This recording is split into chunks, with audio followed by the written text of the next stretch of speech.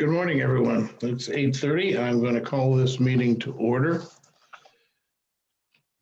This morning, I'm going to start with an item which is pretty serious. We lost a member of our family, our MTD team, this past week. Apolinar Perez passed, and I would like to start with Jerry saying a few words for Poli, and then we would all do a moment of silence. Jerry? Yeah, thank you, Chair Davis. Mr. Perez, or Poli, as we refer to him as, he'd been a bus driver for us for nearly 20 years, actually, right about 20 years for MTD. What I can say about Poli is very kind. He was a really good man, and he's going to be missed by everyone that he worked with. We will miss him. So if we could just take a minute and we'll have a moment of silence for Poli.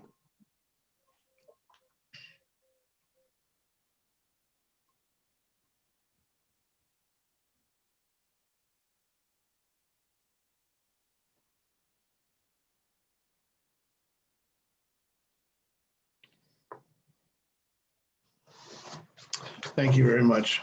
Our thoughts and prayers go out to his family and to Poli himself. He will be missed, as Jerry said. Thank you, Jerry. A roll call of the board members. I'm just going to start with Dr. Perotti. Here. Director McQuarrie. Here. Director Weinberg. Here. Director Sheeler. Here. Vice Chair Tabor.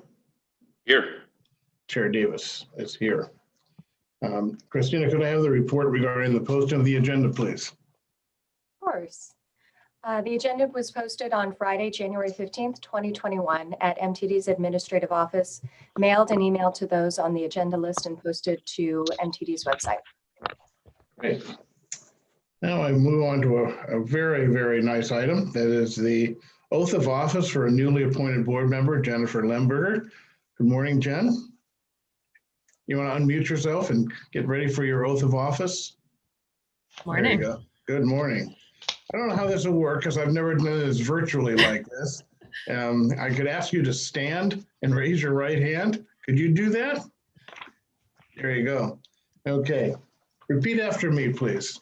I, Jennifer Lemberger, do solemnly swear I, Jennifer Lemberger, do solemnly swear that I will support and defend that I will support and defend the Constitution of the United States and the Constitution of the State of California the Constitution of the United States and the Constitution of the State of California against all enemies, foreign and domestic, against all enemies, foreign and domestic, that I will bear true faith and allegiance that I will bear true faith and allegiance to the Constitution of the United States and the Constitution of the State of California, to the Constitution of the United States and the Constitution of the State of California, that I take this obligation freely that I take this obligation freely without any mental reservation or purpose of evasion,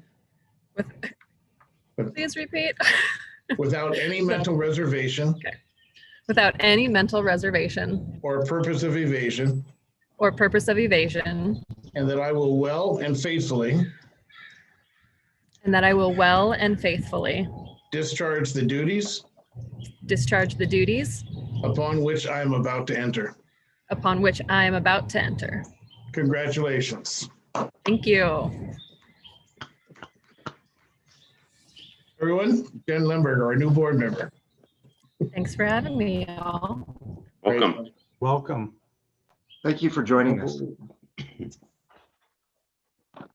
So our first order of business. This is the consent calendar. It's the approval of the prior minutes for the meeting of December 8th, 2020. And the cash report, there are two periods, November 28th through December 11th, December 12th through December 25th, three, December 26th through January 8th. Obviously, we had some holidays in there. Are there any questions or comments on either the minutes or the cash reports? Bill? Director Sheeler? Thank you, Chair Davis. Yes, just I think I brought it up at the last meeting and just pointing it out. Again, I know we haven't collected fares in quite a while, but there still are passenger fares at least being listed on the cash reports that are coming through, even though it's a minimal amount. I was just wondering just what that actually means. Jerry? Yeah, I'll have to get back to you on the specifics of that one. I don't have an answer for you at the moment, but. All right, it's probably not that important. You would know the importance of it, but just how you would see that I would wonder about that when, you know, there's about the same trickling amount in each cash report, and just wondering if it's residual, and if so, how much longer till all the residual cash reports are cleared out. Certainly. Thank you. Okay. The agenda up there, I can't see anybody. Is there anybody else wishing to make a comment or have a question? No, not hearing any. Mr. Chair, I'll move the approval of the consent calendar. Okay, I have a motion. Do I have a second? I'll second. Okay, I have a motion and a second. Okay, this is on the consent calendar. Director Perotti, Aye. Director McQuarrie, Yes. Director Weinberg, Yes. Director Sheeler, Yes. Director Limburger, Yes. For the cash, is this the one with the cash report and abstain from the minutes? and I abstain from the minutes. Excellent. Vice Chair Tabor Yes. and Chair Davis votes yes. So the motion passes with one abstention on the minutes from Director Limburger. Thank you. That concludes the consent calendar. Madam Clerk, do we have anything under public comment? People wishing to speak on items not on today's agenda? We don't have any public comment for this item. Great, excellent. It moves us right into item 8. This is a planning update for 2021. Informational item. Mr. Strada, you want to kick us off? Yeah, good morning, members of the board, Chair Davis. Hand this off quickly to Ms. Blackberry to provide the update, essentially let you know where we are at this stage in the pandemic with our current service levels, but also where we think what the timing looks like for the rest of the year for some of the decisions that will have to be made. So with that, Hillary, it's all yours. Good morning, Hillary. Good morning, Chair and board members. Welcome, Board Member Lemberger, to your first meeting. Good to be with you all, and thought today we could kind of take a look back. The last 10 months or so have been, I'm not a runner, so it feels like a sprint, but it turned out to be a marathon, and it keeps going for planning. And so I wanted to take a look back at what we've done in the past almost full year with regards to the pandemic and reacting to that and trying to plan for things that we can't foresee. And then talk about sort of our service levels throughout the past year and now, and then looking into the future, you know, what we see happening. There's still some uncertainty, and we'll talk about some other things as well. So next slide.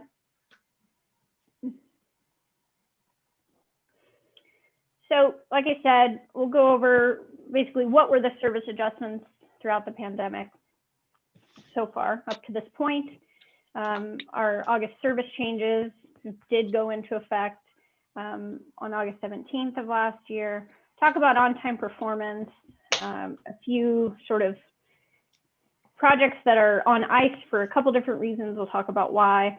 And then looking into the future, we have a lot of really exciting big picture planning projects that we want to talk to you about. So next slide. So I've shown this before, but and you know, you don't have to get into the weeds, but this is basically all the different milestones and effective dates starting back in mid-March of last year when COVID sort of came to our shores.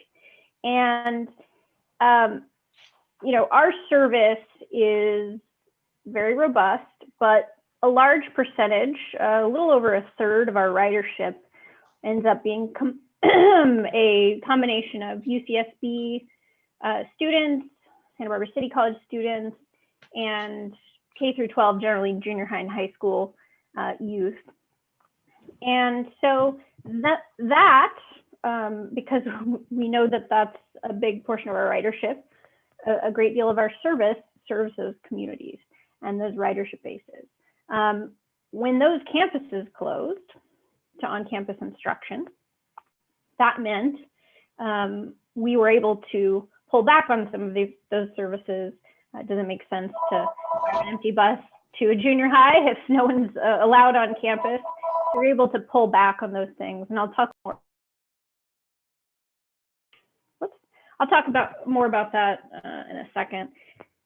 And then this also shows, the governor's stay-at-home order started March 19th. We, throughout late March, we instituted rear door boarding, we suspended fare collection, we limited services at the transit center, and we've, since late March, we've sort of changed the capacity on our buses to allow for social distancing. Face coverings are required as of the beginning of May. Once the science is out there of like, this is probably a good idea. It was actually before the county mandated it on public transit. And so if we go to the next slide, when we decided to pull back on certain lines, and I'll talk about what those were, how do we decide that? What's driving it? Really three things. One is workforce constraints. Prior to the pandemic, we had a bus operator shortage. So did most transit operators, certainly in the state and around the country. Unemployment was, 2% here in Santa Barbara County.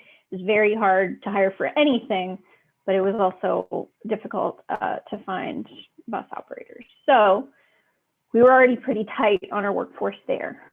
We wanted to make sure that, heaven forbid, anyone on our workforce gets sick, or certainly there were people who took leave, who had health concerns or of a certain age that made them more at risk, but they went out on leave early, as a preventative measure.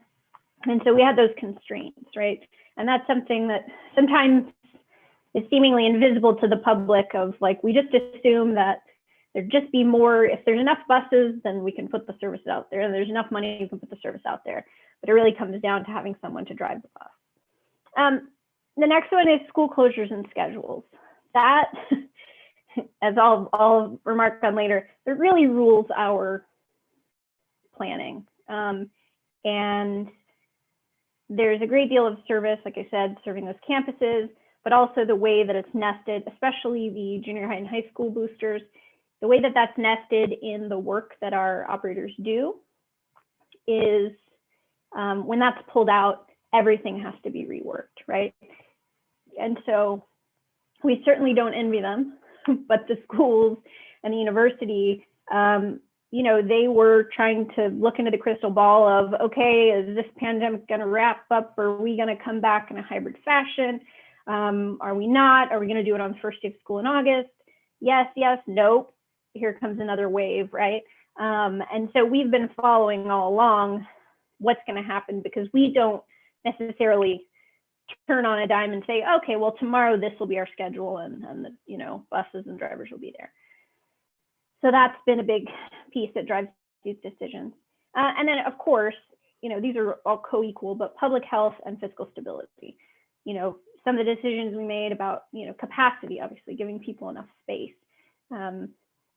You all know that we've been doing a tremendous amount with regards to health and safety, keeping our employees and our riders safe and healthy.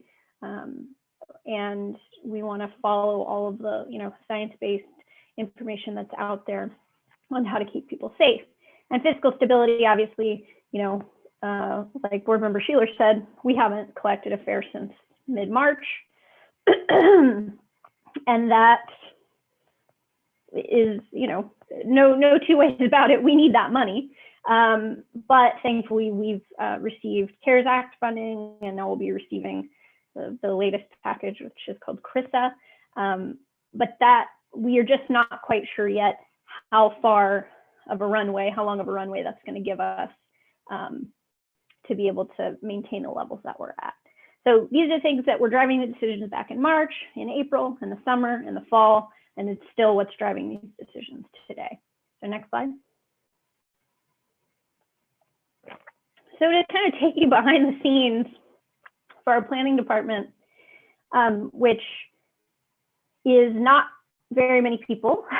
So we have Mark, our transit planner, Jennifer, our scheduler, and then Tony, who splits his time between planning and marketing. But really, most of the what we call our bids, right, which is the package of work that that gets done, all of the service gets put into, and then it's pieces of work for all our operators.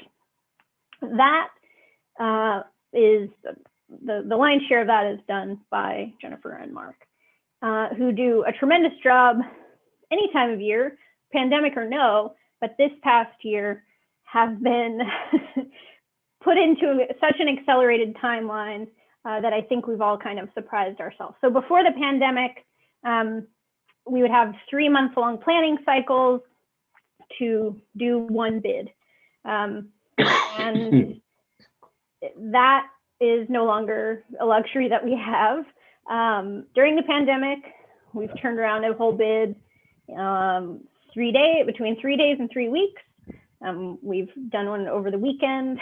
We've, 3 weeks felt luxurious after doing them in, 1 week, 3 days.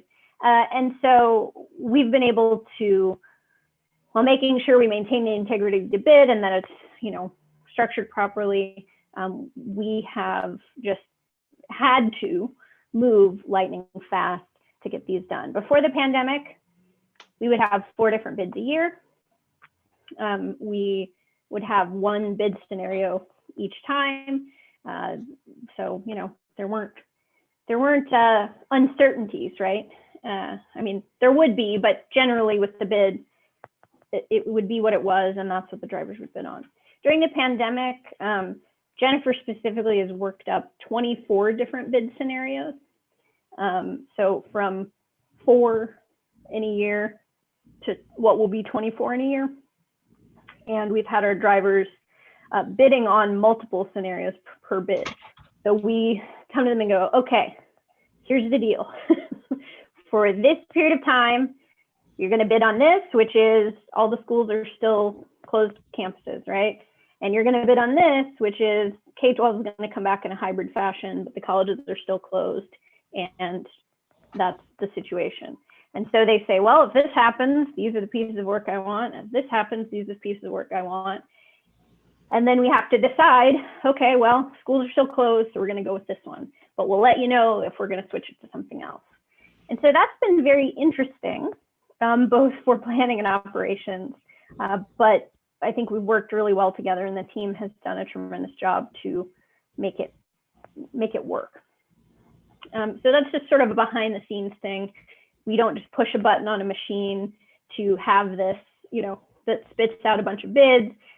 This is something that requires a lot of really close work that make sure it fits within the collective bargaining agreement, to make sure that, we have people have a healthy amount of work, but not going over the rules. So it's been a lot, but the team has really been tremendous. Director Sheeler had a question there, Bill. You want to unmute and ask your question? Yes, thank you. Thank you, Chair. It's just what, kind of referring back to what Ms. Blackerby just said regarding labor relations. And is there any stipulations regarding the number of bids or the frequency of bids or the time in between bids? I imagine it's so difficult for you, what it must also be like for the drivers as well. Yeah, Jerry, you may want to address that as far as the Certainly, CBA goes. happy to. Yes, the collective bargaining agreement does have specific requirements as it pertains to the number of bids per year. And as you can imagine, with the 130 drivers and their personal lives and childcare, they need the opportunity, which is one of the reasons why something will take 2 to 3 months. So they have time to prepare for any changes depending on the bid, which is based on seniority. Yeah, and I will say we actually haven't drivers didn't bid on 24 different scenarios. Those were things that we worked up that they never saw, because actually Santa Barbara Unified is going to start school at this time instead of this time, right? So like it didn't trickle all the way down. So they haven't, they've bid multiple ones at a time, multiple scenarios at a time, but there haven't been more sort of bid periods open, if that makes sense. Next slide. Hillary, just a question. Do you want questions from the board as you go, or do you want to wait till the end? It's your call. Yeah, maybe the end, because I tried to address things. We'll see at the end. Okay. Taking you on a little journey here. And I can't see everybody also, so it's hard for me to see if somebody wanted to speak. So if you could hold your questions to the end, and then we'll come back. Okay, thank you. Go ahead, Hillary.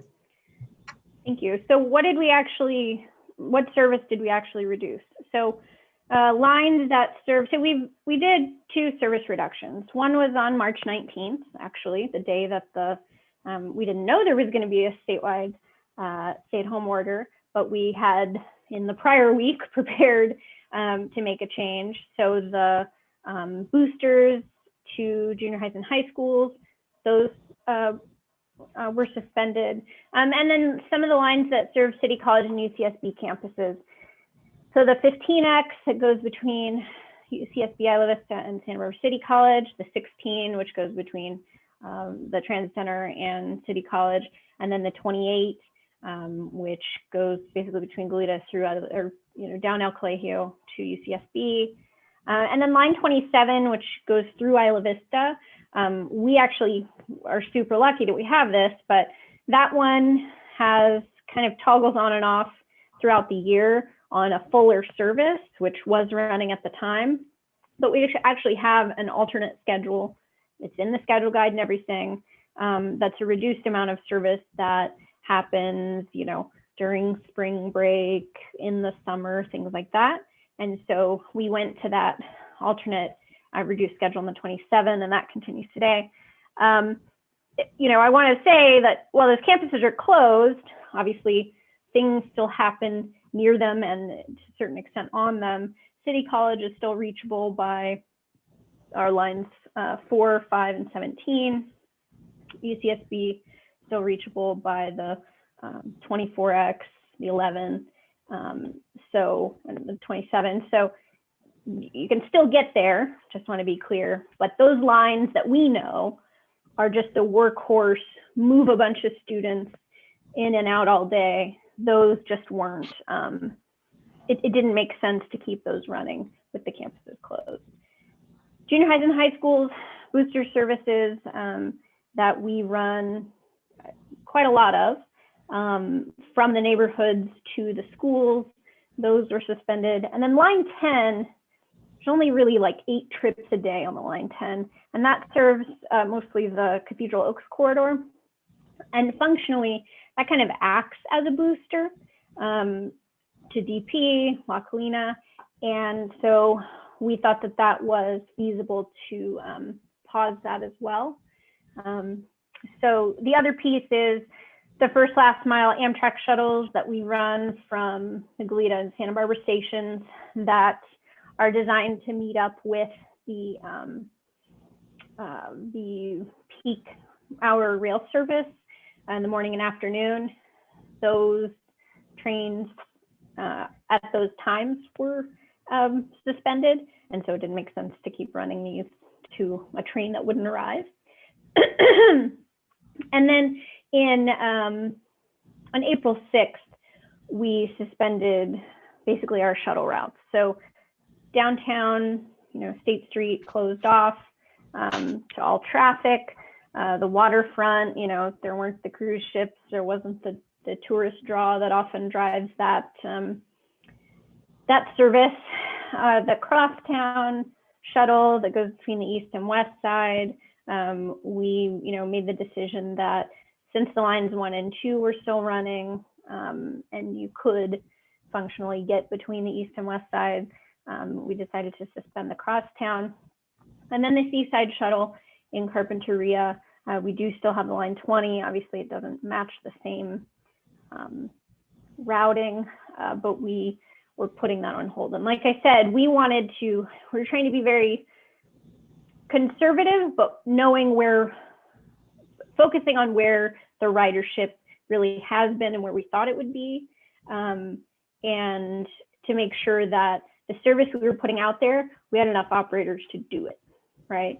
Because there's nothing worse than saying, okay, yeah, we're going to keep all this service afloat, and then this person goes out on leave, this person goes out on leave, and someone's waiting at a bus stop. So if you go to the next slide, what's still running?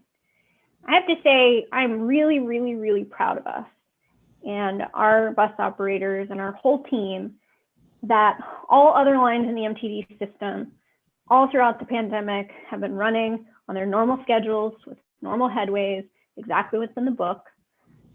And that is it's really an outlier with a lot of other transit agencies. Many of them throughout the state, and I'm sure throughout the nation, have been operating on Saturday or Sunday levels of service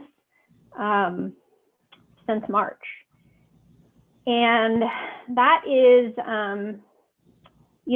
something they had to do because of all the constraints we talked about.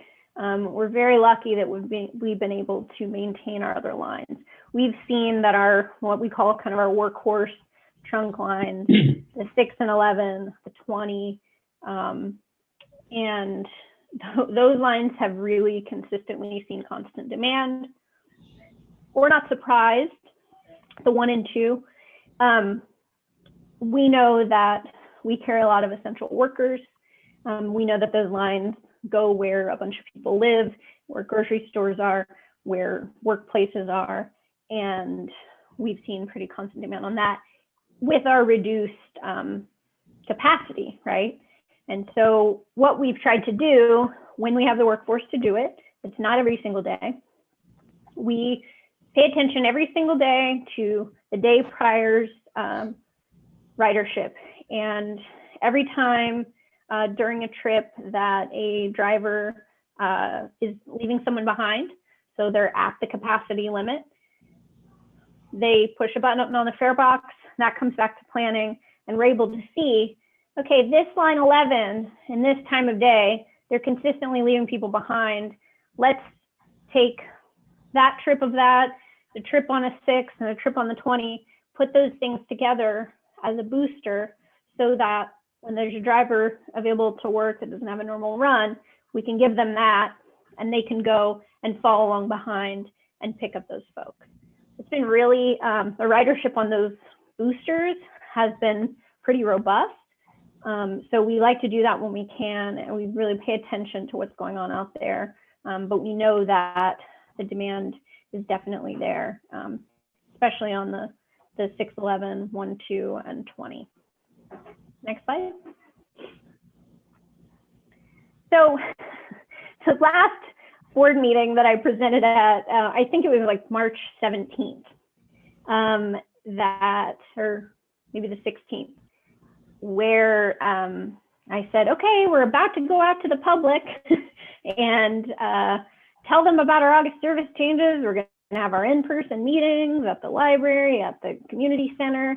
This is what we're going to do. 2 days later, shut down. Oh no, what are we going to do? How are we going to do outreach? How are we going to tell people about the changes? And frankly, are we going to even be able to make the changes? Because some of the changes were to lines that a couple weeks later, we would end up suspending. So we tried to pivot to, a live webinar meeting, an online survey, and this was in the very early days of like, do not leave your home for any reason. Things, when you saw the videos of like, the streets are empty, except for our buses, that kind of stuff. And so we weren't going to have anything in person. It just wasn't feasible or legal, actually. Online survey, we did that later, starting in June. It was about several things, but it did include information about our service changes.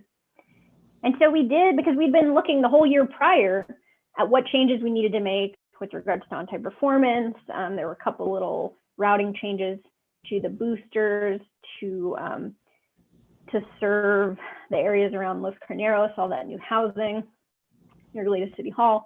And so we had made these tweaks and changes, and we were ready to implement them. But some of the changes, like I said, were on lines that were suspended. So those are all queued up and ready. But we made minor changes to some of the lines that are still running. So the lines 3, 7, 12, 24, and 20, those were all teensy on-time performance changes. And since August, they've been working really well. And we know that obviously things might be a little better because of the pandemic, but honestly, traffic, at least until a couple weeks ago, it was coming back. So we know that it was a change we needed to make based on information also prior to March.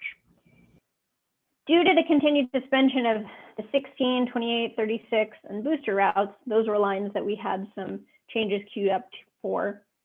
Those changes are still ready for implementation.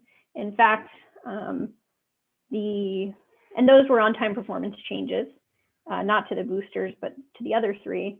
Those are actually in the schedule guide as well in their new form, but those are still suspended. So if and when those come back, they may come back in that form, they may come back in reduced form, we'll see. We're just trying to really pay attention to what's happening again with the schools, so we know what to do.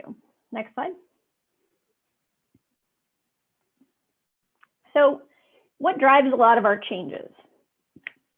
We've had a few routing changes over the years, over the past few years.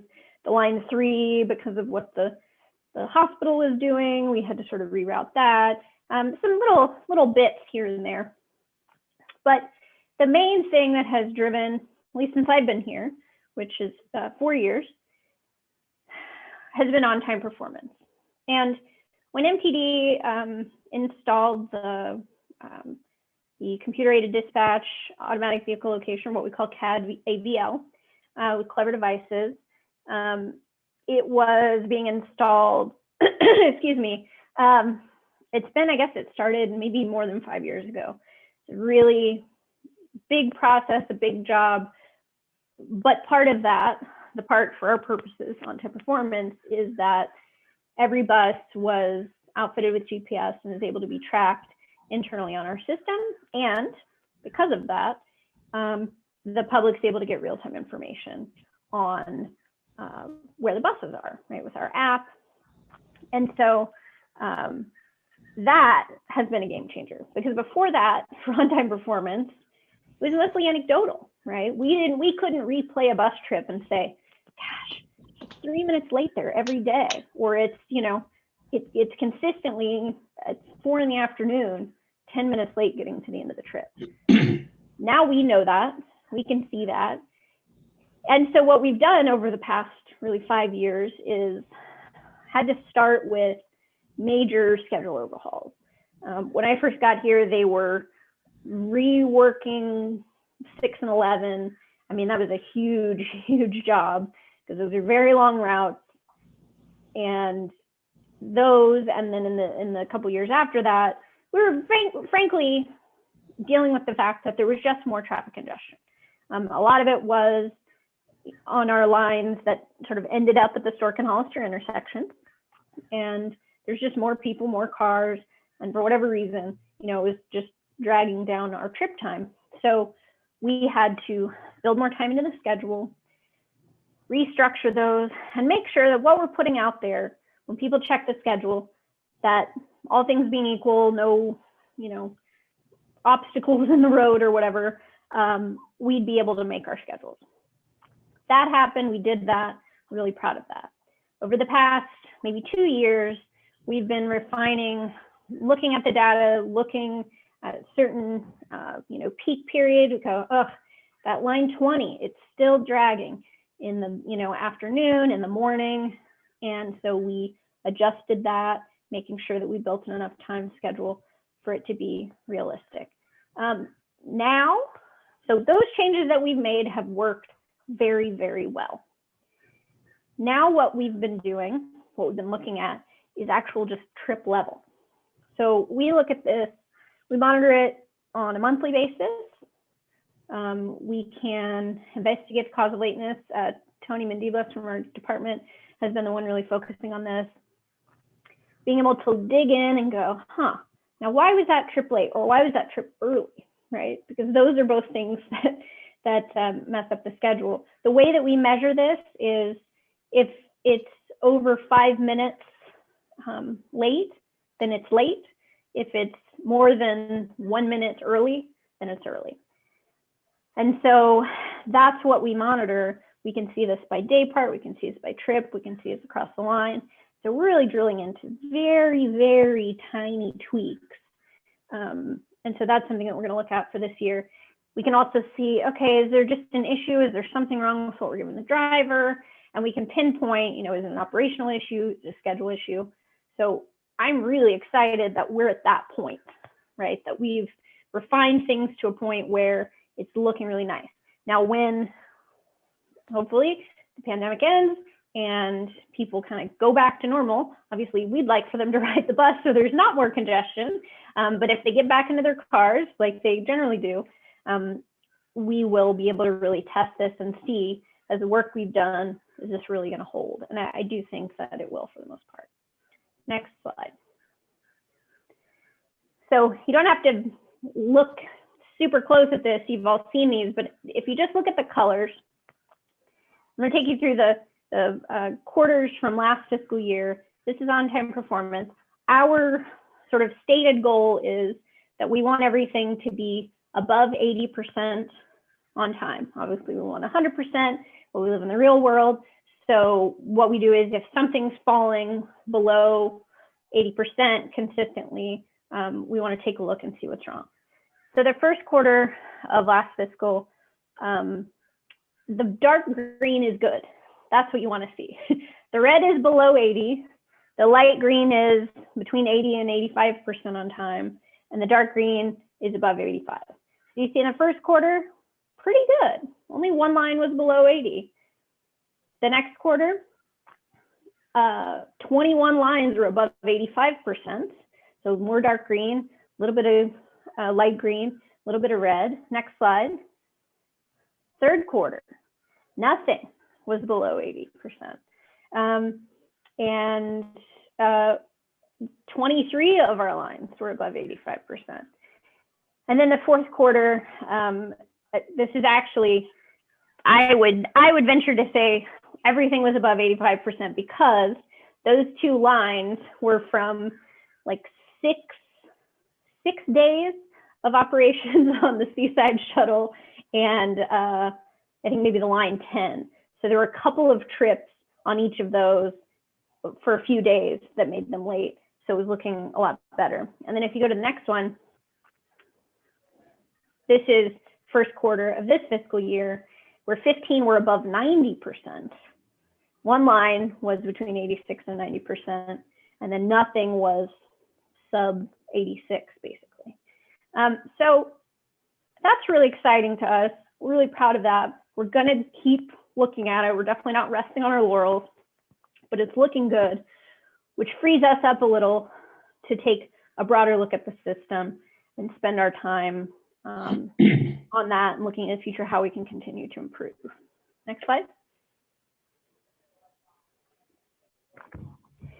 So that's the past, but service levels moving forward. What are we going to do? This is from that other slide. These three things are still what rule us, right? Workforce constraints, schools, and fiscal and public health. We continue to monitor school closures. I'm serving on the Santa Barbara Unified Superintendent's Reentry Task Force. We meet once or twice a month to talk about what they're planning for. Again, do not envy their task. That is really hard. It's hard to do transit, but I really am glad that we're not running a school district here because all of the different things that they deal with,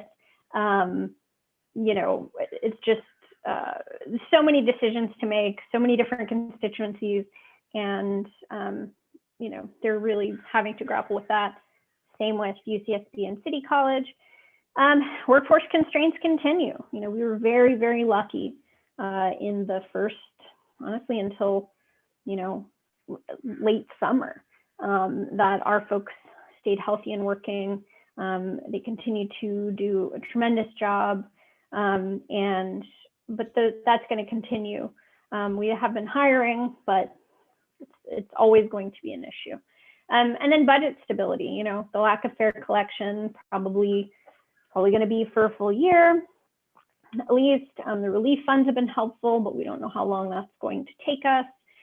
And then tax revenues, you know, some of them have actually stayed pretty good here locally, but things like transient occupancy tax, the hotels just aren't full like they normally are. So we're keeping an eye on this, being realistic about what kind of service levels we're going to be able to offer moving forward. So this is just sort of a stay tuned. We're keeping an eye on all these things, but I don't have a clear picture of, you know, kind of what I would recommend other than continuing watching and keeping an eye on basically the service levels we have now until something different happens out there. Next slide. So what lessons have we learned so far? And we learn more every week, but we know that a strong team who knows their stuff really makes it possible to adapt and overcome challenges. We've done that a lot internally. We also know that our riders have had to adapt and overcome a lot of challenges. Pandemics make it hard to plan, it turns out, and we're used to a lot more certainty. But here at MTD, we've sort of gotten used to, or just on the Central Coast, right? We've gotten used to major disruptive disasters. And, you know, obviously 3 years ago, we were grappling with the debris flow. You know, fires have affected our service. So we're a little weary of more, but we are glad that we as a team have worked through a lot of them, and think that we're, you know, our emergency response chops have been honed for sure. We also, we knew this, but now we really know it, that essential workers do rely on MTD. Our service is essential, our workers are essential, but essential workers rely on MTD to get where they need to go. When the only trips really being made out there were people who were heading to healthcare jobs, heading to work at grocery stores and restaurants. They were taking the bus, they still do, they always have.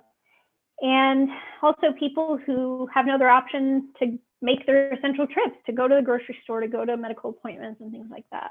We are so proud that these people take our buses, and we, you know, it really strips down to the fact that it's like, this is why we do this. This is why we exist, so that we can get people where they need to go. And then the lines we suspected were most vital, 6, 11, 20, 3, 1, and 2. It turns out they are our most vital, so that's good. It confirms something we thought knew. And the pandemic has also given us the opportunity to reset the way we think about our service. Like I said, things that are super essential, things that have a consistent demand, as opposed to maybe necessarily, you know, every finger into every neighborhood all the time. Really thinking about what are the most crucial aspects of our service. And so that kind of takes us into the next slide and the next stuff I want to talk about. Thanks for hanging in there with me. I know this is long, there's a lot to cover, but I think it's important to kind of reset and see where we're headed. These are 2 projects temporarily on hold.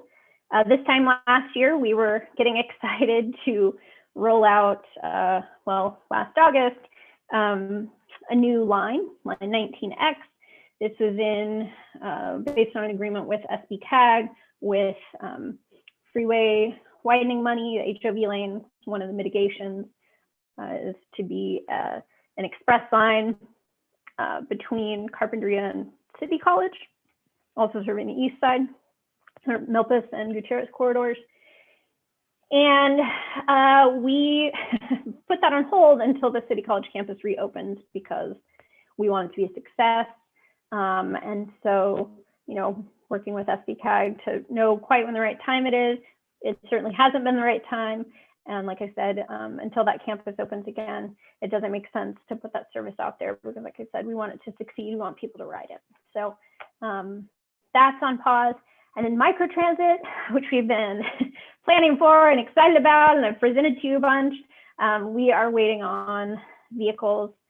Thankfully, we recently approved the expenditure to order 3 all-electric Ford Transit vans.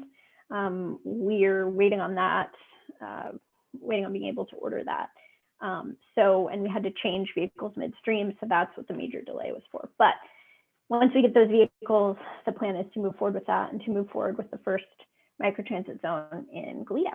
So still excited about that. We've had lots of time to plan for it, but we're ready to wake that back up when we know those vehicles are being manufactured. Next slide. So future planning projects. This is really exciting. We received a grant from Caltrans Sustainable Community Transportation Planning Grant. We'd applied for this several times to fund a new short-range transit plan, and we got it.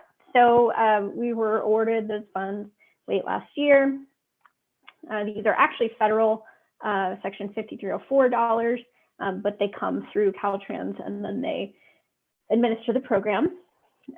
We are currently developing a request for proposals, qualifications for consulting services to assist in developing the plan. We just don't have the bandwidth to handle it 100% with in-house staff.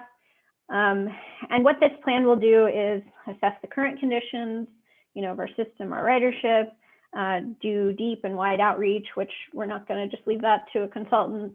Our team is going to be very involved with that. And then planning for the next 5 years of service. So generally short range transit plan looks at the next 5 years. Our last one sort of expired in 2019. So it's time for this. And so many things have changed since that, just in transit, since that one was developed. It really is time. The timing is really right for this. Not just to look at what the pandemic sort of has done, but to look at how things were going before the pandemic. Our ridership was cranking, it was going up.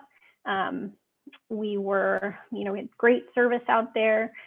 So we want to look at where we were headed, grapple with what the pandemic has done to us, and look into the future at some of the exciting opportunities going on in transit and here on the Central Coast. So stay tuned on that. Something we're excited to get started and to get out to the community to talk to them about their needs and desires. Next slide. Another successful grant that while we're not the grantee at MTD, we helped the Isla Vista Community Services District apply as part of a big team, County of Santa Barbara, Isla Vista Youth Project, and then I want to say maybe 9 other community partners, nonprofits, other organizations, for a California Air Resources Board Sustainable Transportation Equity Project grant.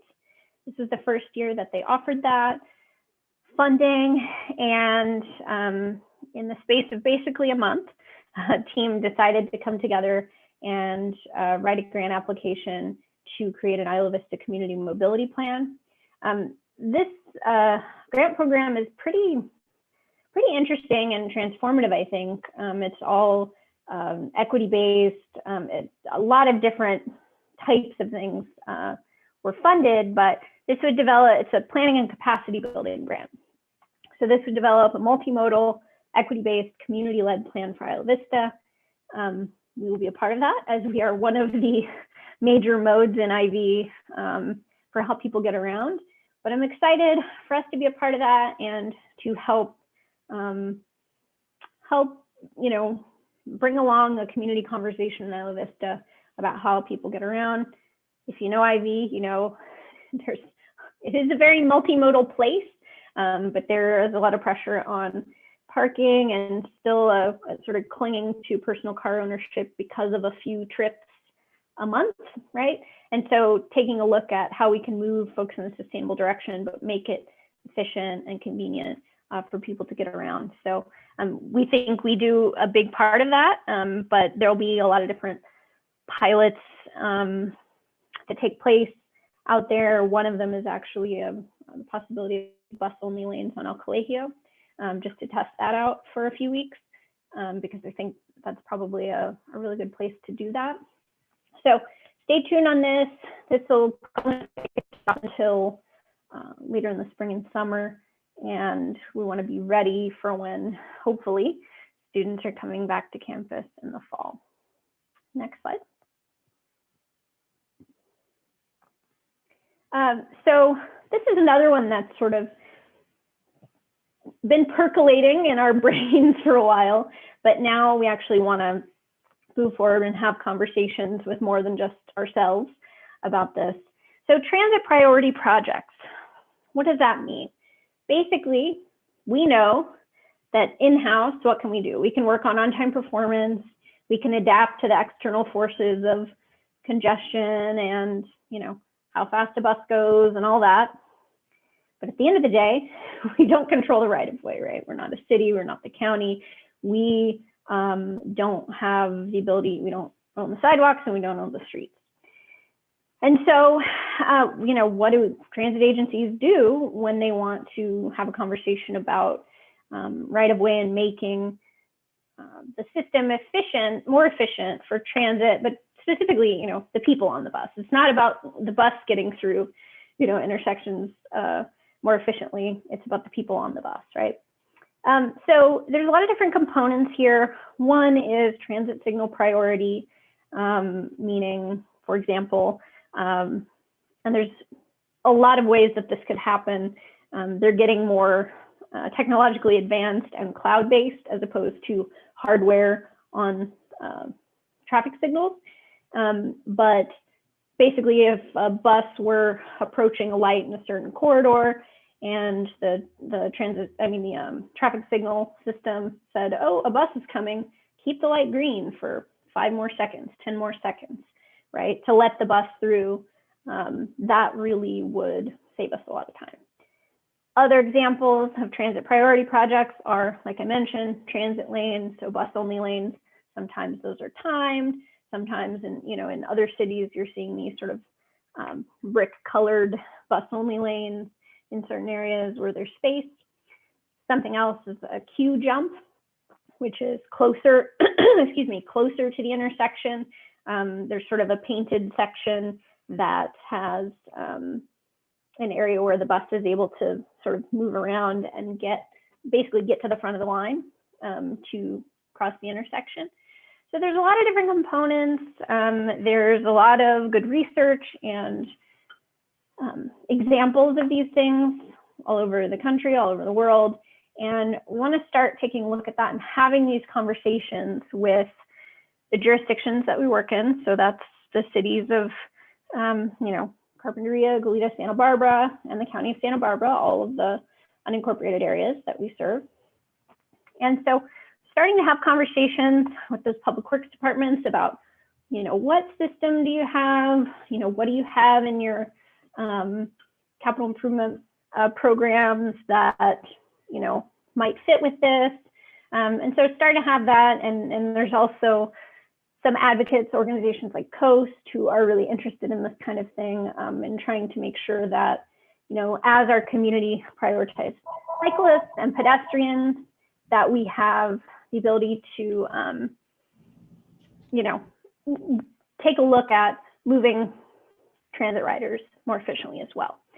Because there's kind of thankfully, a shift in thinking happening in some quarters about, should the point be to move more people, the most people as efficiently as possible, or the most cars?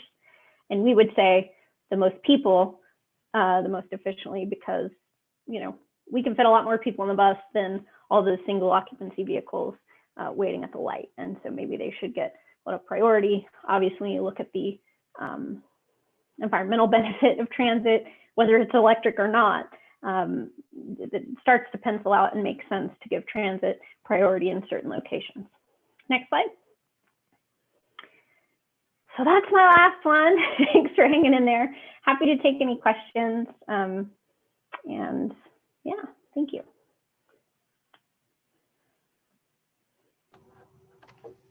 Not hearing you, Dave. Now, Yeah. okay. Are there any questions from members of the board? Paula, Director Perotti. First of all, thank you, Hillary Blackerby, for this excellent report. And I'd also like to extend a warm welcome to our new director, Limburger. Thank you for joining. I think you'll find we are a great group to work with. And this staff report just shows how hard staff works. And, it's just amazing the work that you've done in this time of the pandemic and how you've made it really possible to have high quality level of service and kept it safe for our, excuse me, our passengers and our staff. So thank you. My questions are mainly on and maybe I missed it and I didn't read it properly, but on the microtransit. Okay, so it's a pilot program and for 3 years. And I'm just wondering, since we're now waiting for the electric buses, which I think is great. I'm glad we're gonna do that. Is the clock ticking? Do we have, once we start this program, then do we have 3 years, or is there a timeline when it has to be completed? What's going on with that? Good question. So we had that the first microtransit pilot, right? And so I didn't mention this, but the funding comes from the Low Carbon Transit Operations Program through Caltrans. That's cap and trade funds, and that is at first we applied for a year of operations for this, and with an eye towards Goleta, and so we did that. But then we get to apply for this LC Top generally every year. Last year we applied for our allocation to be 2 years of more microtransit pilot, as we have modeled not just Goleta, but we've modeled Carpinteria and we've modeled a portion of Santa Barbara. And so the idea was, maybe we'd start with Goleta and then test it out in Carpinteria and then test it out in Santa Barbara. We were able, LC Top program let us combine the Goleta one because we'd been delayed with the vehicles, combine that with this 2-year thing. So now that's what made it a 3-year project. So we're still good on the clock, but we do need to get started here in the next year, hopefully, to get that going. Thank you. Excellent report. Thank you. Can you hear me? Good. Okay, any other questions? Director Sheeler, Bill. Thank you, Chair. I had several questions regarding the short range transit plan. Will MTD, and that's talking about planning for the next 5 years of transit service and beyond. Will MTD know census information and if we are going to be in a large urbanized area as this plan is put together? Good question. So we won't know when we start, and based on what's happening with the census right now, we probably won't know when we finish. But I think since we know there's a very real possibility of that, we will incorporate that into our thinking with the plan. Okay. On that point, could I ask a related question? I'd like to ask that you bring this to the Planning and Marketing Committee and give us a briefing, talking about the outline, the process, the role the committee might play, and what the timeline might look at. That way we can get into seeing kind of like where we're going and the kind of questions that Director Sheeler brought up. That'd be helpful. Okay. Go ahead, Bill. Thank you. My next one is regarding traffic signal priority, and just noting, and Director Perotti would know more about this than I would, possibly, is that the Camino Real Marketplace is sponsoring that kind of technology to be placed at Stork Hollister. I don't know if we'll learn from that experience, or that's something that MTD can approach them on piggybacking onto at some point in the future, but Stork Hollister is a good place to get some additional transit priority. The next one has to do with the future schedule uncertainty and producing the schedule guide. How do you go about doing that at this point? Good question. So I don't know if you looked at this last year's from August, but we did. I was really proud of it actually, because we print that in July, and we thought that maybe schools were coming back, and they just, of course, ended up not coming back. So what's in there now is obviously the lines that are running that we expect to keep running. Those schedules are in there. The lines that are suspended. So some of them that are suspended, they've got information in there that they have the schedule that we would go to should we reactivate those lines. But then there's a bunch of like alert information, a bunch of red exclamation point triangles that say this will not be back in service until on-campus classes resume, right? And so we put that in there in the August version. We're actually doing a reprint as we speak, just because we needed some more. We didn't order very many in August because we didn't know where we're going to be changing. Though our burn rate's been pretty low, so we're just now running out of the 10,000 that we printed in July. So moving forward, we're just basically inching along and keeping that information in there of saying, currently these are suspended, and people know how to get the information, and we certainly work to get the information out to folks should we make a change. So we put things on buses, obviously on our social media, all that stuff at the transit center, at bus stops, all the different ways, analog and digital that we know how, should we make an additional change. And should a new schedule come out, we would print new books for that. I know the difficulty that must be in keeping up with that. It's like the schedule of classes at UCSB. The next, or I guess my last question will be regarding the too full to board. Is it possible to communicate that a booster is following? Good question. So the driver in the sort of, let's say the first bus, right, the regularly scheduled bus, since those boosters don't necessarily happen every day, they don't necessarily know that one is following them. And so it kind of depends. We don't want to give people false hope, which is actually why the original programming of the signs from years ago said bus full, bus following. And we had to change that and just say bus full, because generally there was not a bus following, right? And so sometimes the drivers will let people know and say, there is one coming, open the door quickly and let them know if they know there's one following. And generally when you're a bus, if someone's right behind you, because it would either mean they're off schedule or it's a booster. So they are trying to let people know when they can, but they don't always know that one's coming along behind, because there isn't one necessarily every day. But we put them out there when we can. When we have the people to do the work, we will send them out. Does it make any sense or possible to send out the text messages or update the app so that people who are looking at their handheld device will know and maybe share it with the other people at the stop as well? Good question. Yeah, I'm not sure. It's something we can look into. We have used the app and the texting to get information out about certain things not running.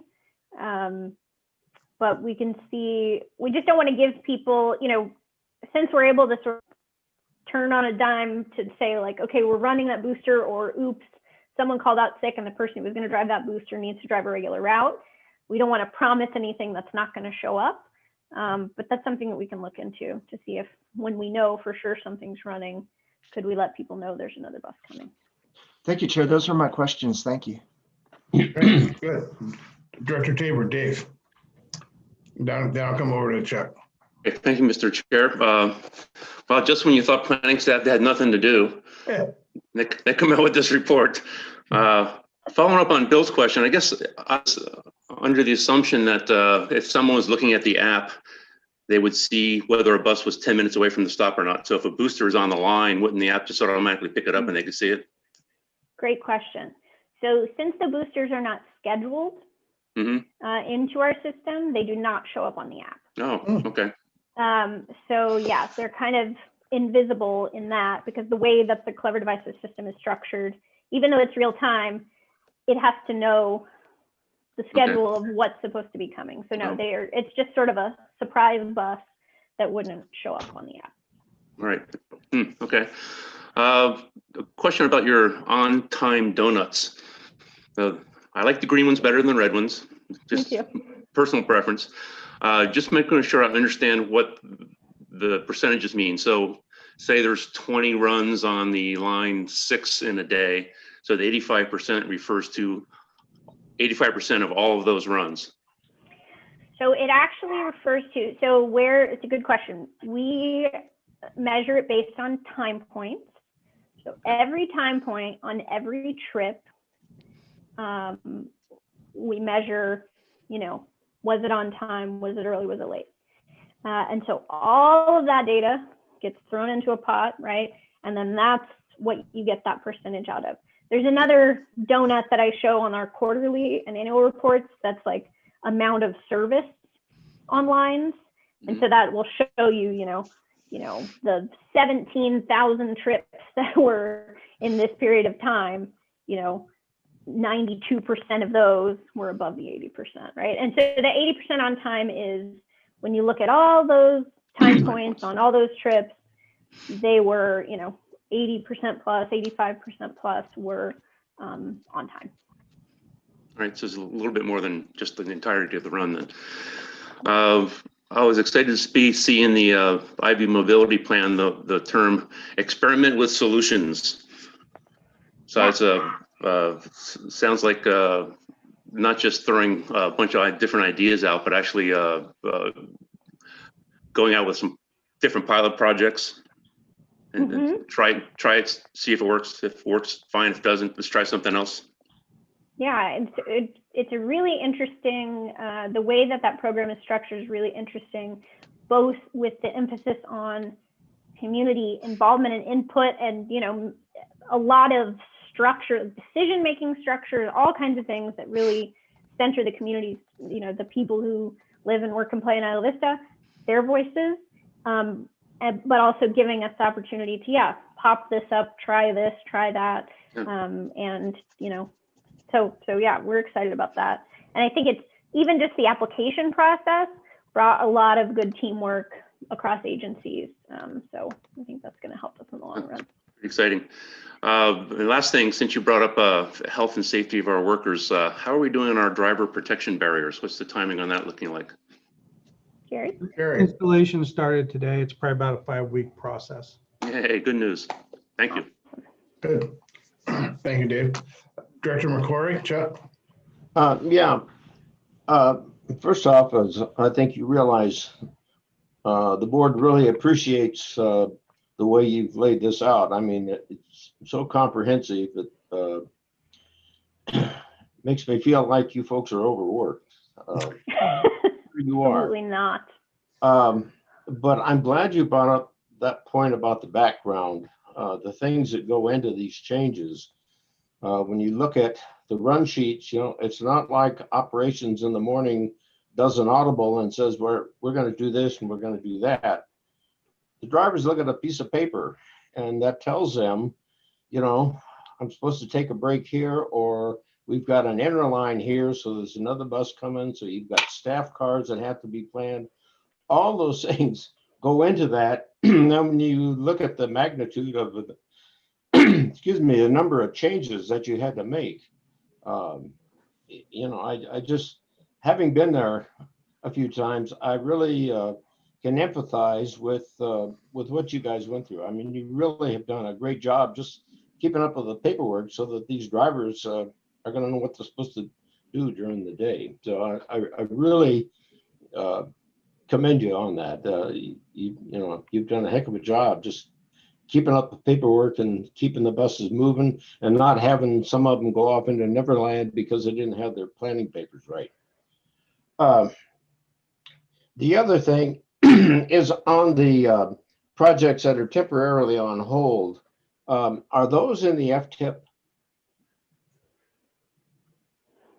I think before we get funding, the items are supposed to, whatever projects are supposed to be in the NTIP. It's a FTIP. Just a question as to whether or not we put it in there. I know you put the 5307 in there, but these are much smaller, of course. But I think just to be safe when the money comes through, that we've got these projects in the FTIP. Jerry may comment, and he might also, for Jen's purposes, talk about what is an FTIP. Because we've got all the. I'm going to actually call on Mr. Moss. Okay, we got all these acronyms. Our TTAC rep and recently chair of TTAC and handles a lot of those issues. Yeah. For us. Steve? Yeah, just a comment. We have all these acronyms, and at least for a little while, if we could kind of like explain what the acronyms are, so that our newest member and some of our older members basically know what we're talking about. Okay, Steve, go ahead. Good morning, Chair Davis and members of the board. Good to see you all. So the FTIP, Federal Transportation Improvement Program, is a requirement of the US DOT, Department of Transportation, that has to list all projects funded with federal money, with some exceptions. Both of the projects that are currently on hold, I believe I'm right to say, do not have any federal money involved. They're all either state or local funded. So they're not required to be in that document. Good. Okay. Yeah, that's right. Okay, great. Now on the future planning projects, we've talked about at some point our strategic plan is going to be have to be updated, and that's for where we're going strategically. But on the SRTP, the Short Range Transit Plan, that's more of a tactical plan. And when we award the contract for this, I'm not sure whether we're going to do it internally or whether we're going to hire a consultant. But realizing that the SRTP is a tactical plan, it would seem like when and if or whenever we do the update on the strategic plan, that there should be some sort of coordination so that we don't have, look at the future without considering, what's going to be done in the next 5 years that are really both strategic and tactical. Anyway, I just want to make sure that whenever we plan the next strategic plan update, that we work in coordination with the development of the SRTP. And finally, with regard to the transit priority projects, we've talked about these things for quite a few years. And I'm wondering, is there any kind of a national move that maybe would require or could be assistance by the leadership of APTA? Because some of these things that we're talking about, it's one thing for us to say, oh, we want here in Santa Barbara, we're going to change the signal system and we're going to change roads and, make marked special bus lanes and all that. But it would seem to me that it's going to take some sort of a national movement, for lack of a better term, that perhaps we could get some guidance, not only from other districts, as you talked about, but has APTA been involved in any of this? Yeah, I'm going to ask Mr. Estrada if he could comment on both your items there, Chuck. Gary, you're on mute. Thanks. It's going to happen at least once per meeting. Yeah. Short range transit plan, strategic plan.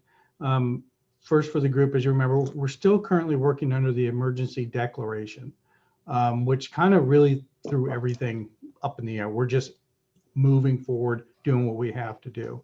Hopefully, if we can get more progress towards getting out of this pandemic by mid-year, the end of the year, it's going to be able to restore to some more normal processes. So timing wise, what we're anticipating, at least what I believe will happen, is during the first half of this calendar year, we're going to be, after this conversation, really be focusing on our finances and preparing our budget for next fiscal year.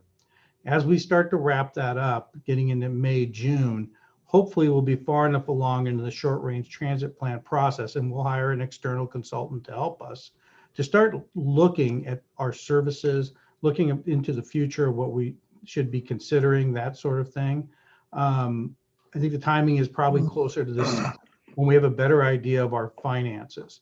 The strategic plan has served us very well.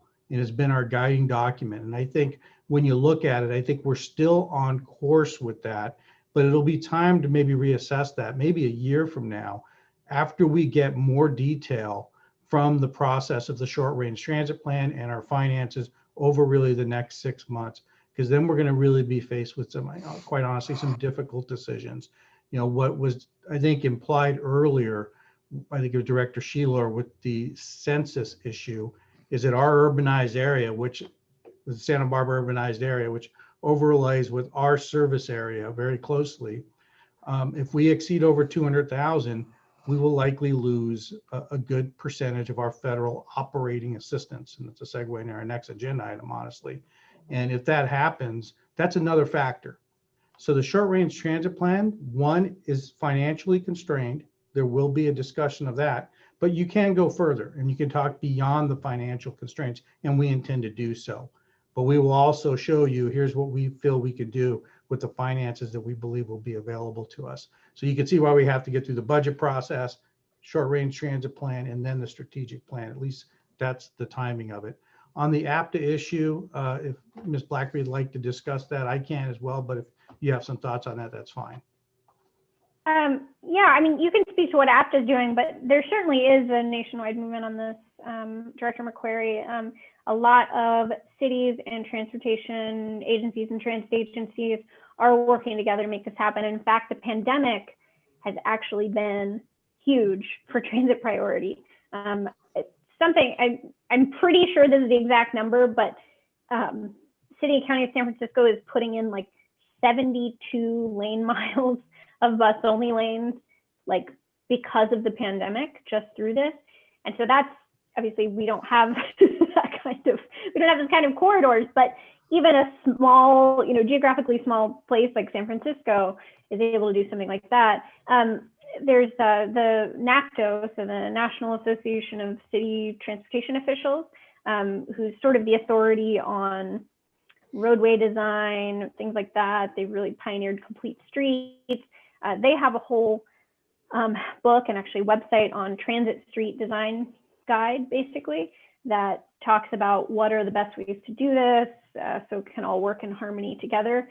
And then, like you were saying about the transit signal priority, there's the technology has gotten a lot better to where with our CAD AVL system, it can talk to the sort of back end of the traffic signal system, and not having to install something at each light or each bus additionally so that they can talk to each other.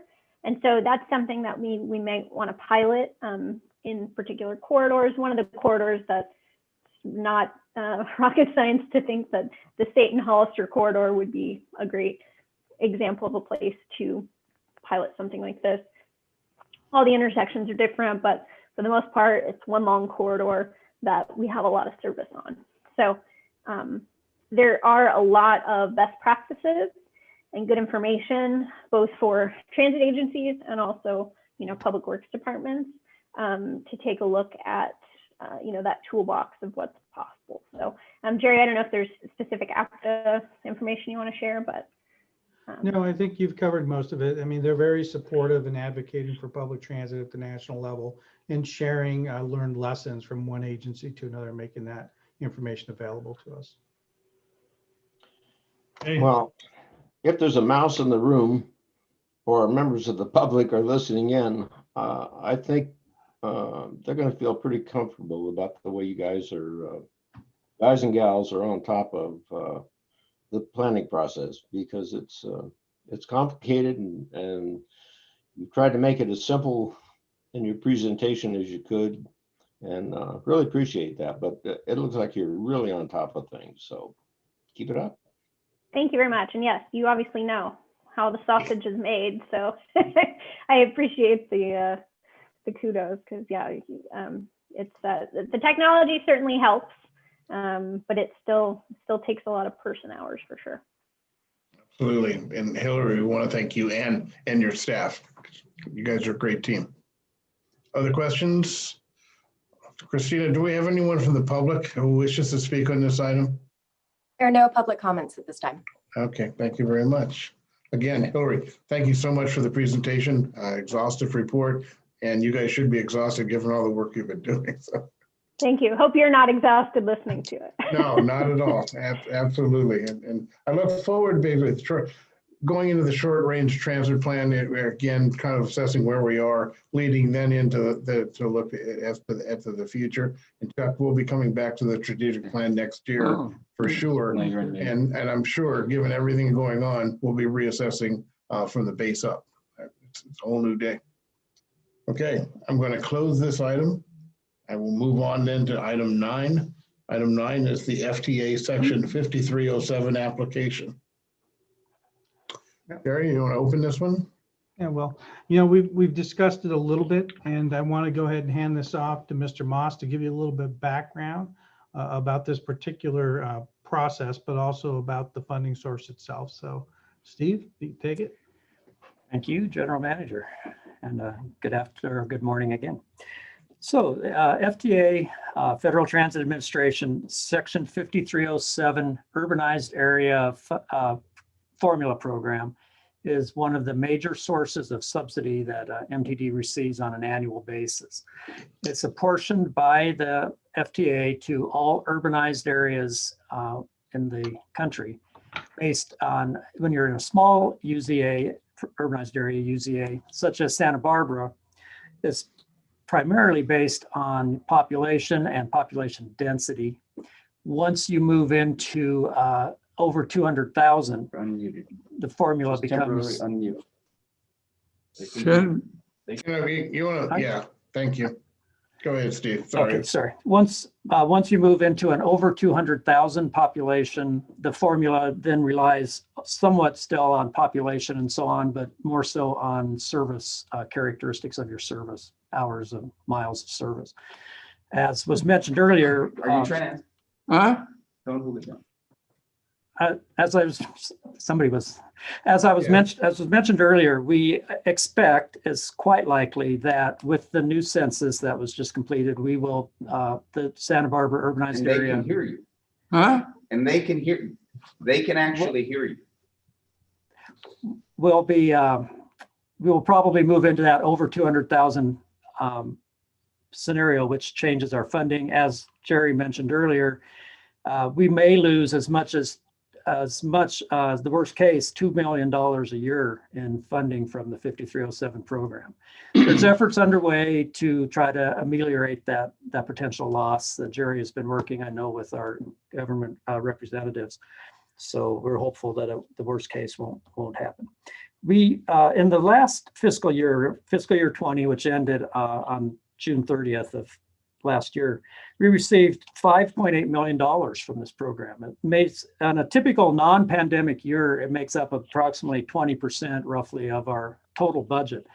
And it's the second largest of our subsidies after, of course, fare box revenue, again, pre-pandemic, is a large amount, but the subsidies we receive, the only larger one is from the state of California local transportation fund, which is a very substantial source of funding. So this 5307 program is very important to the continued operation of the agency, obviously.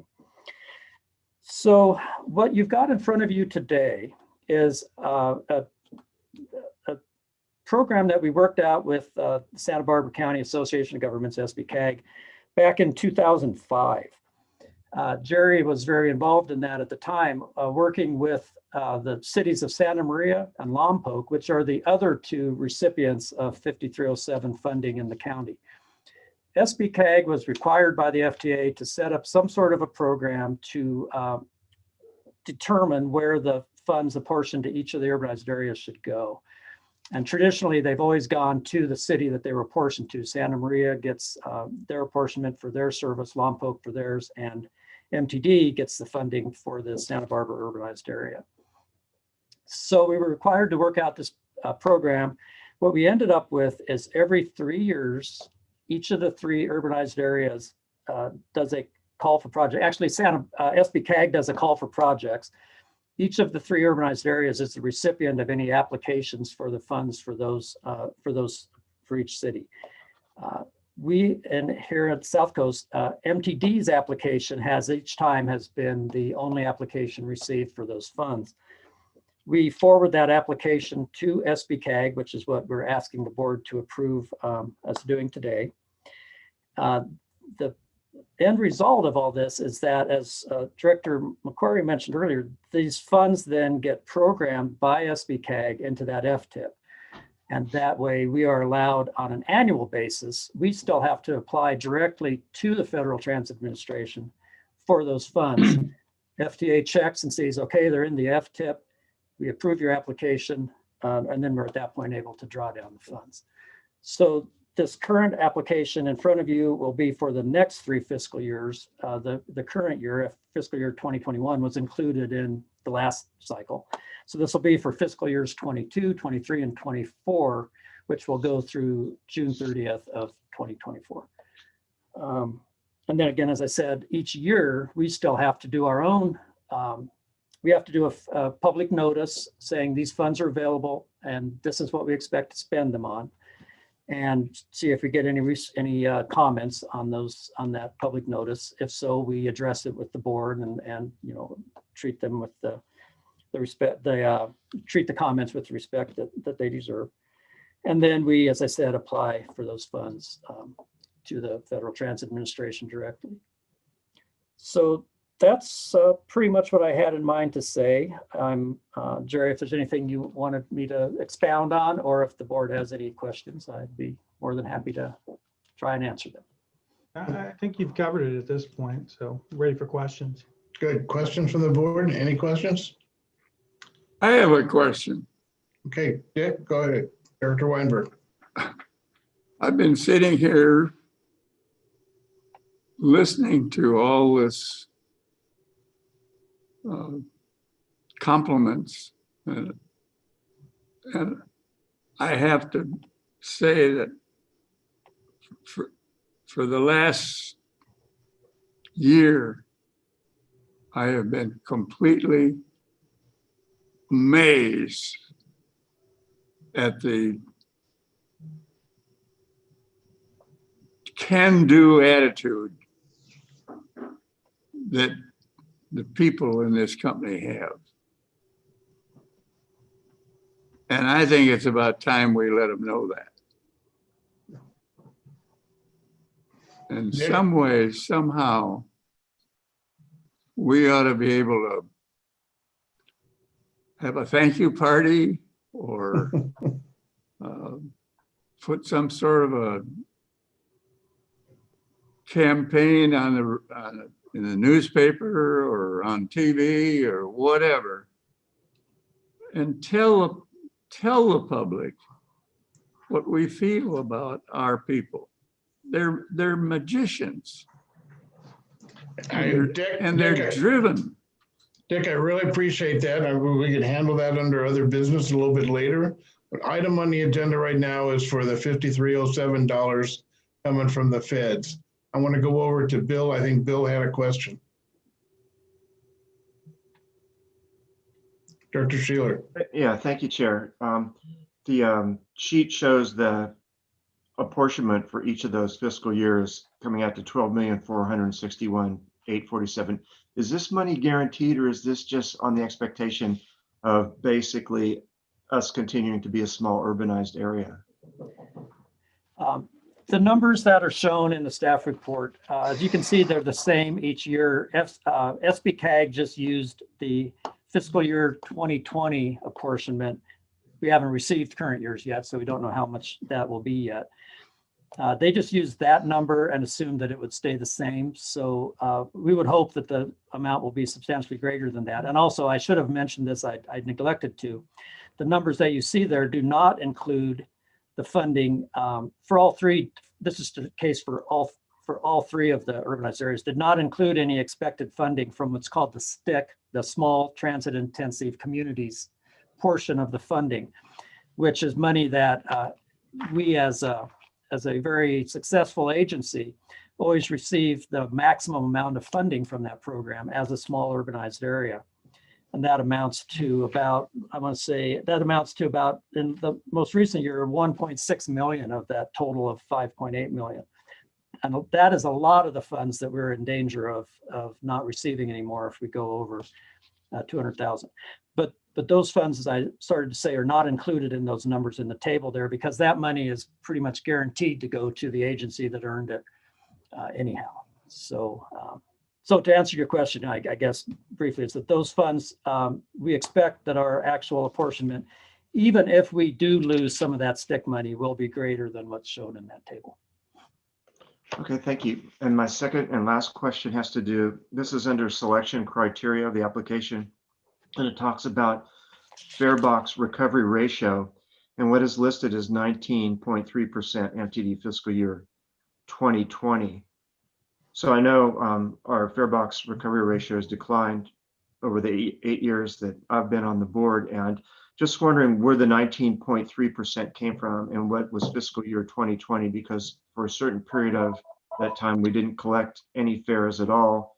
And just wondering if this takes that into account. And this was like, how many months of recovery, of fare box recovery is this ratio? Well, that's the actual number. We were collecting fares until, I guess, mid-March, basically, Mr. Strada. So there were 3 months then where fares weren't being collected, April, May, and June, which would have clearly had an impact on the fare box recovery ratio. And is that reflected then in this 19.3? The 19.3 is only the actual funds that were collected. So the period that we did not collect fares, if we had, that number would be, somewhat higher if we had been able to collect fares in those. Okay, those months. Thank you very much. Appreciate that. Okay, I'm going to ask the clerk whether there's anyone from the public who wishes to speak on this item.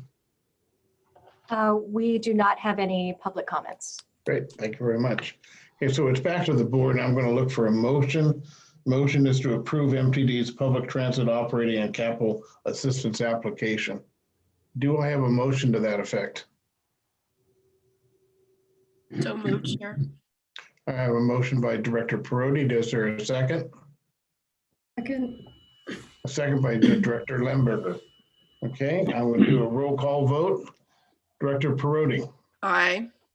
Director McQuarrie. Yes. Director Weinberg. Yes.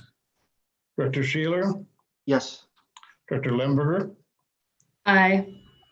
Vice Chair Tabor. Yes. Chair Davis votes yes also. The motion passes unanimously. Thank you. Thank you, Mr. Moss and Mr. Estrada, for the report. Take us to item 10, General Manager's report. Director Estrada, or General Manager Estrada, you're on board. You're on deck. Sure. I'll be brief. Just a couple items in the report that I wanted to highlight. Number one, I wanted to recognize Mr. Castanon's efforts in getting MTD up and running on its employer testing program with the DMV.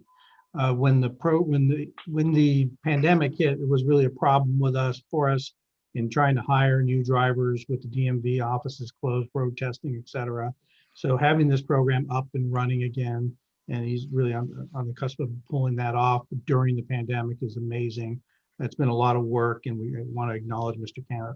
Castanon's efforts for that. Also, the HVIP voucher program I wanted to touch on a little bit. HVIP voucher program is incentive funding from the state for zero emission vehicles.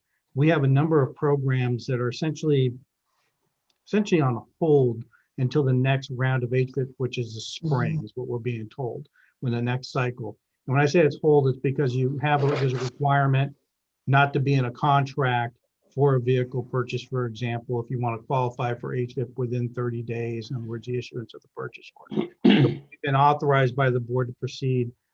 We've held back on a couple of the acquisitions, including the Edison infrastructure program, waiting for some of the HVIP program at this point, funding in the spring. which is March, April. We were hoping it'd be January, February, but it's quite a bit of money per vehicle, and I think it's worth that wait to see if we are lucky enough to get some of those funds at that time. So it'll probably be about March or April with that. Those were the big items that I wanted to just touch on quickly. If you have any questions, happy to answer them. If not, ready to move on. Great. Any questions for anyone? Not seeing any. I'm going to go to other business. And actually, I'm going to stop for a second here. And Jen, if you're still there, I'm going to actually, I forgot when I introduced her, but it probably was tough. If we were in a normal meeting or in our meeting room, we'd be basically shaking hands, pre-COVID, and basically introducing ourselves to Jen and her to us. So what I'd like to do, and just take a second, is to go around for each of us just to indicate who we are, who we represent, just brief comment as to, what your background has been. And I'll start just to give you an example. So I'm Dave Davis, I'm the chair.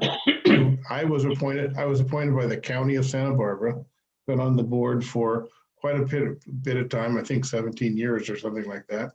Yeah, a long time. My background, I was a city planner, community development director for the city of Santa Barbara, and then a nonprofit director of the Community Environmental Council. That's kind of me. And I will then jump over to Director Perotti. Thank you, Chair. Okay, well, I'm been appointed by the city of Goleta. I'm the city of Goleta's mayor.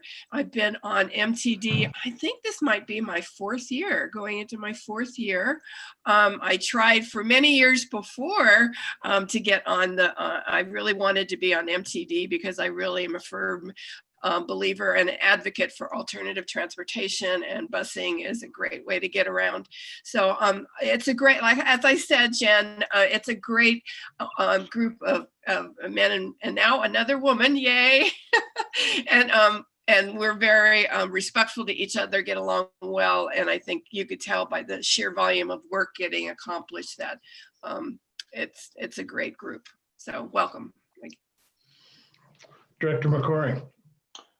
Hi, welcome aboard, Jennifer.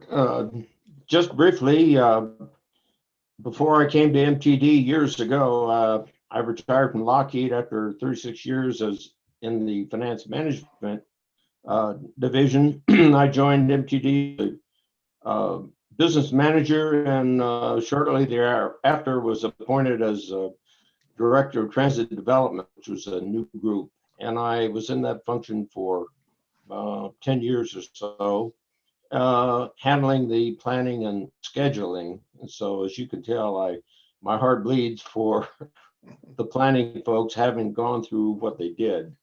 And now I was appointed by the City of Carpinteria to the board here, I believe in 2007. And this next month, my reappointment comes up, and we'll see if I pass. And if I do, I'll continue on. I said, yes, I would like to continue. So basically, that's my background, and welcome aboard. Great. Director Weinberg, Dick. I'll add my welcomes to you, and I am happy to see another lady on the team. I was appointed about a century ago, I think, by Salud Carbajal. Salud and I have had a good relationship, and we've talked a lot about the operations of MTD and a few other things.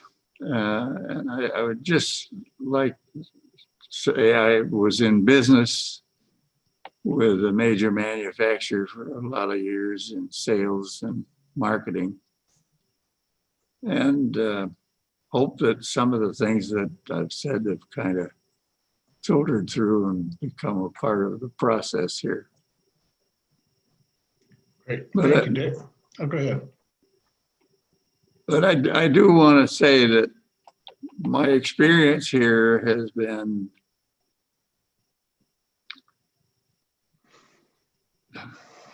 one that I cherish in a long life. And I hope I can go on for a little bit longer.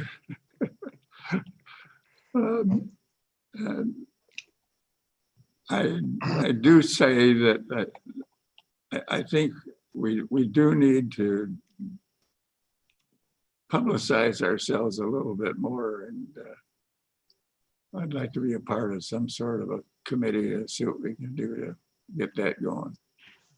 We'll make that happen. To the team. We'll make that happen, Dick. Thank you very much. Director Sheeler, Bill? Okay. Hi, Jennifer. I'm Bill Sheeler. I'm retired from UCSB. I worked there quite a long time, a lot of time as a financial aid administrator, and then more recently working in student affairs sustainability. In 2012, I joined the MTD board. Most of the folks are still there from when I originally joined them. I am the at-large public member, which means I am the only director that's actually appointed by the MTD board. And just lastly, I want to agree with Director Weinberg that I really cherish the opportunity to work with this organization. And thank you for being with us. Vice Chair Tabor, Dave. Thanks for this opportunity, Dave. Director Jennifer now. Welcome aboard. I'm the other city appointee, just recently reappointed. So I started in 2013, so this would be my third term. I come from a city planning background also, having worked in both the public and private sector. Kind of got squeezed out of the planning consulting mode during the Great Recession and got into one of those recession-proof industries, the wine industry. So my link to transportation there is I encourage all the visitors to Santa Barbara to take the train next time. So we look forward to the opportunity to sitting down with you and hopefully we're saying it'll come to you. All those acronyms are tough. I remember my first meetings, the directors were very generous with me and sat me down and held my hand a little bit. So I look forward to the opportunity to pass that on when the time comes. Thanks, Dave.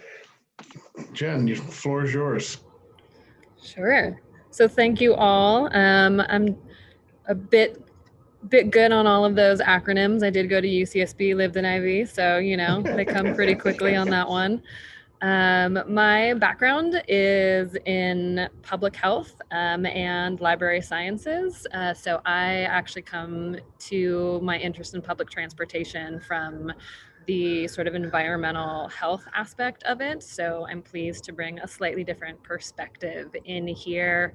Like I said, I went to UCSB. I'm a proud gaucho, and so have essentially lived here since 1998. So Santa Barbara has become my home. But I did live in New York City for 2 years while I got my master in public health, which was, I think, probably where my true love for public transportation came in and true appreciation for it there. So when I moved back to Santa Barbara, it became a little bit more part of my life. I used to work at Direct Relief, so took the 6 and 11 out there sometimes and back. And I live on the east side now, and I work at the library, so I'm a Line 2 rider for that trip. So pleased to be bringing in a little bit different perspective, as well as being another bus rider. And so in terms of the appreciation y'all have also expressed for the team being a bus rider, that's something that I can, even having not been a director as yet, I can also put forth just as a rider. Fantastic. Congratulations. Welcome aboard. And really pleased to have you here. Thank you. Okay, we are now going to go to item 12. This is a recess to closed session. It's a conference with labor negotiators pursuant to Government Code Section 54957B1, 54957.6. This is the agency designated representative is the MTD General Manager Jerry Estrada regarding unrepresented employees performance review. Madam Clerk, do we have anyone wishing to speak on the closed session item? We do not have any public comments. Good, thank you very much. In that case, we will stand in recess to close session. Jerry, I think you are now the host, and once everyone, the staff basically closes out, you can lock the meeting. Will do. Hang on, everybody, until that's done, and we'll begin the closed session. And Jennifer, just for your edification, you probably already know this, closed session is totally confidential. We'll be dealing with personnel matters. None of anything we talk about in closed session can be disclosed to the public. We do not take minutes. We do not take actions. We'll do things by consensus if there's any direction which is needed. Okay, going to closed session now and ending the live stream. Thank you.